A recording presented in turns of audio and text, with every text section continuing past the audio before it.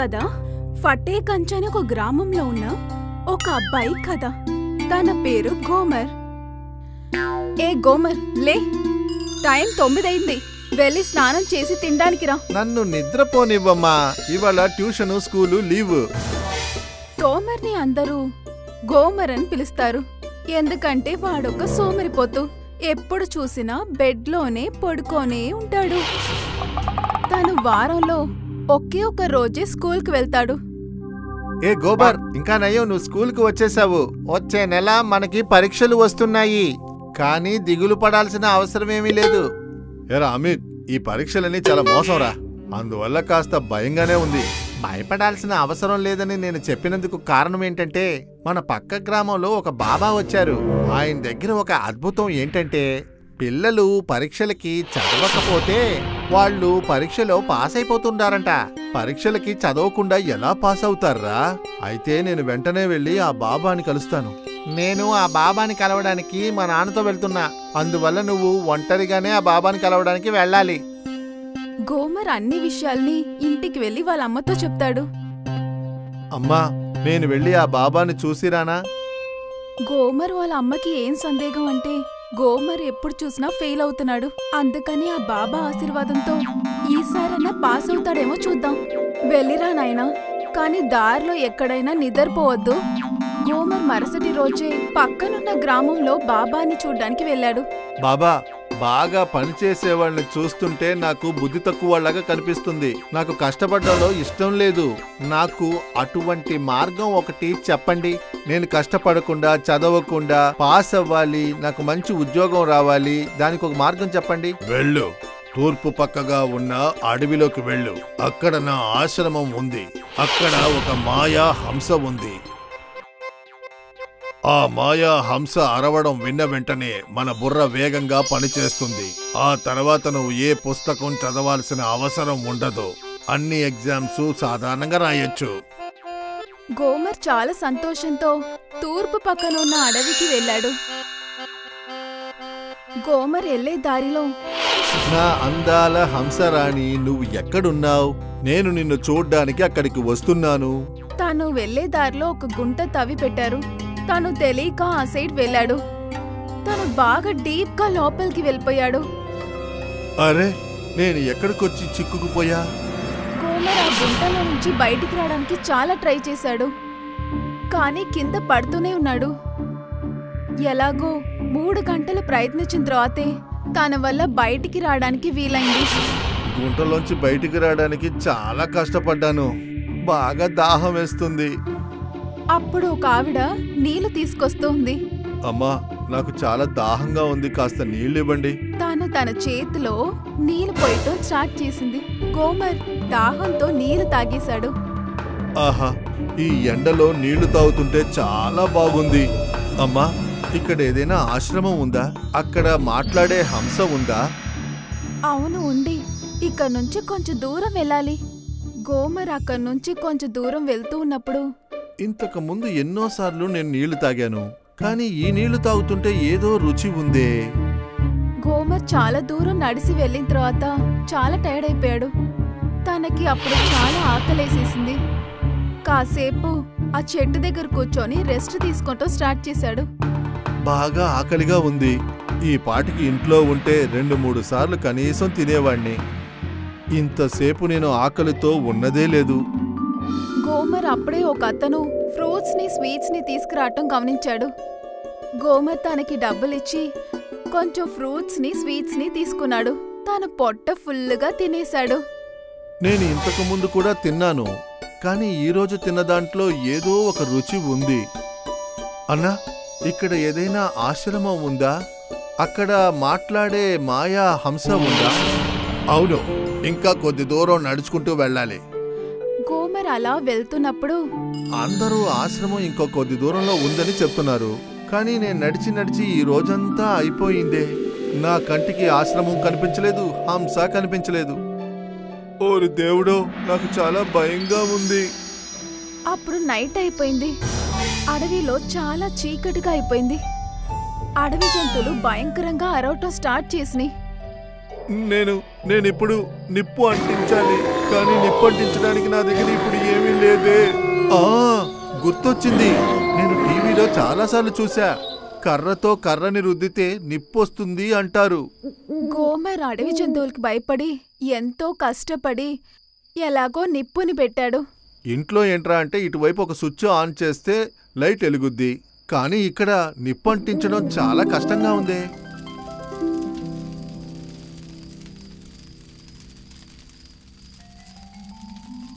తను చాలా కష్టపడ్డాడు. తను ఆ మంటల పక్కనే పడుకున్నాడు. కొద్దిసేపు తర్వాత బాగా నిద్రపోయాడు. పొద్దున్న లేసేసరికి బాగా హుషారుగా లేశాడు. నేను రోజు ఇంట్లో నిద్రపోయేవాణ్ణి, కానీ ఇటువంటి నిద్ర ఇంతవరకు నేను పోయిందే లేదు. అప్పుడే గోమర్ కంటికి ఆ ఆశ్రమం తెలిసింది. ఆ అడవి మొత్తం హంసల శబ్దం వినిపించింది. ఇప్పుడు నాకు ఈ హంస శబ్దం వినిపించింది. ఆ బాబా నాకు మంచి పాఠాన్ని నేర్పించారు. అప్పుడే గోమర్ ఆ బాబా అటువైపు రావటం గమనించాడు. ఇప్పుడు చెప్పు బాబు, నీ ప్రయాణం ఎలా సాగింది? ఈ ప్రయాణం గొప్పతనాన్ని నేను తెలుసుకున్నాను బాబా. బాగా కష్టపడి శ్రమించిన తర్వాత మనకు వస్తువు దొరికిందంటే దాని సంతోషం గొప్పగా ఉంటుంది బాబా. నేను చాలాసేపు ప్రయత్నించిన తర్వాత నీళ్లు తాగాను, భోంచేశాను, నిప్పంటించాను. ఆ సమయంలో నాకు దొరికిన సంతోషం ఇంట్లో ఎన్నడూ దొరకలేదు బాబా. ఎందుకంటే అక్కడ నేను కష్టపడకుండానే అన్నీ నాకు దొరికాయి. ఇకపై నేను పరీక్షను కూడా బాగా ప్రయత్నించి చదివి పాస్ అవుతాను బాబా. ఆ తర్వాత అందులో దొరికే జయమే చాలా సంతోషం. శభాష్ బాబు, చివరికి నా మాయా హంస నాకు సహాయపడింది.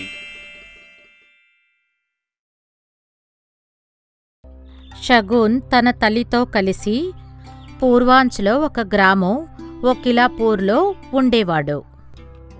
అమ్మా, నేను గొర్రెలను మేతకి తీసుకెళ్తున్నా. అలాగే బాబూ, వెళ్ళిరా. షగున్ గడ్డి మైదానాలలో గొర్రెలని మేతకి వదిలేస్తాడు. తను ఒక రాయి మీద నిద్రపోతాడు. అది చలికాలం, కాస్త ఎండగా ఉంది. అలాగే మంచి గాలి కూడా వీస్తోంది. అందువల్లే షగున్కి నిద్ర పట్టేసింది. తను లేవగానే తన గొర్రెలని లెక్కపెట్టాడు. ఒక గొర్రె తక్కువయ్యింది.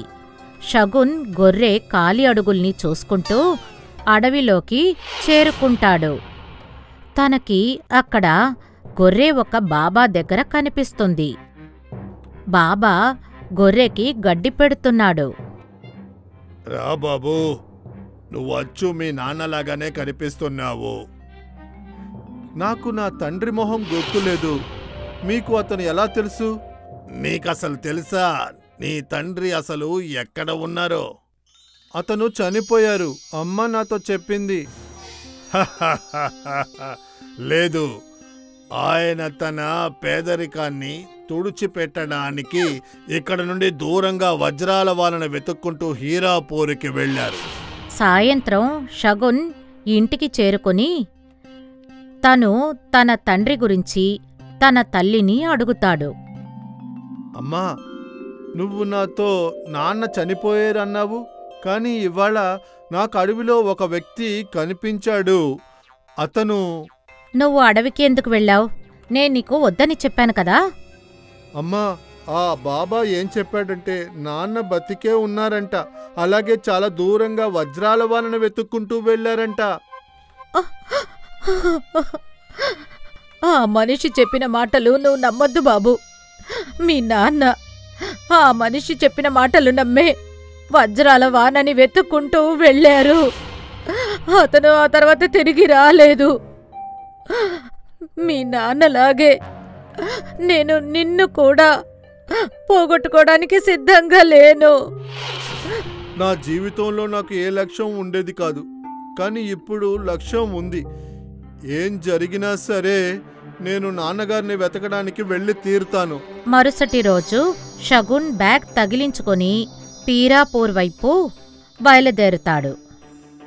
అడవిని దాటగానే ఒక భయంకరమైన నది వస్తుంది. ఆ నదిని దాటాక మరో భయంకరమైన అడవి వస్తుంది. ఆ తర్వాత ఒక ప్రాణాంతకమైన ఎడారి వస్తుంది. వీటిని దాటుకొని నువ్వు హీరాపూర్ చేరుకోగలవు. చాలా జాగ్రత్తగా ఉండాలి. మార్గంలో ఎన్నో ప్రమాదాలు ఎదురవుతాయి. మీరు నాతో పాటు రావచ్చు కదా. బాబూ, నేను ముసలి అయిపోయాను. వజ్రాలని ఏం చేసుకుంటాను? షగున్ మొదటి అడవిని దాటుకుని నది దగ్గరికి చేరుకోగానే అప్పుడు తనకి ఒక అమ్మాయి కనిపిస్తుంది. ఏంటి, నువ్వు కూడా హీరాపూర్కి వెళ్తున్నావా? అవును, మా నాన్నకి బాగోలేదు. అతనికి వైద్యం చేయించడానికి చాలా డబ్బు అవసరం ఉంది. వజ్రాల వానే నాకున్న ఒకే ఒక ఆధారం. ఇద్దరూ నదిలోకి దూకేస్తారు. వాళ్ళు ఈదుకుంటూ ఆ నదిని దాటుతూ ఉంటారు. ఒక మొసలి వాళ్ల మీద దాడి చేస్తుంది. ఆ మొసలి ఆ అమ్మాయిని ఇంచుమించు నడుము దాకా పట్టేస్తుంది. షగున్ తన బ్యాగ్ నుండి ఒక కత్తిని తీస్తాడు. తను నీళ్లలోకి వెళ్ళి ఆ మొసలి కడుపు చీల్చేస్తాడు. అప్పుడు ఆ అమ్మాయి ఆ మొసలి నోటి నుండి బయటపడగలుగుతుంది. ఇద్దరూ నదిని దాటేస్తారు. నా ప్రాణాలు కాపాడినందుకు ధన్యవాదాలు.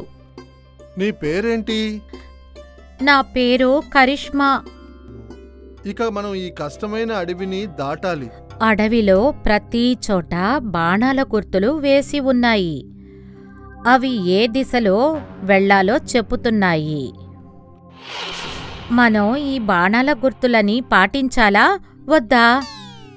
మనకి మార్గం ఎలాగో తెలీదు, అందువల్ల ఈ బాణాల గుర్తులనే పాటిద్దాం.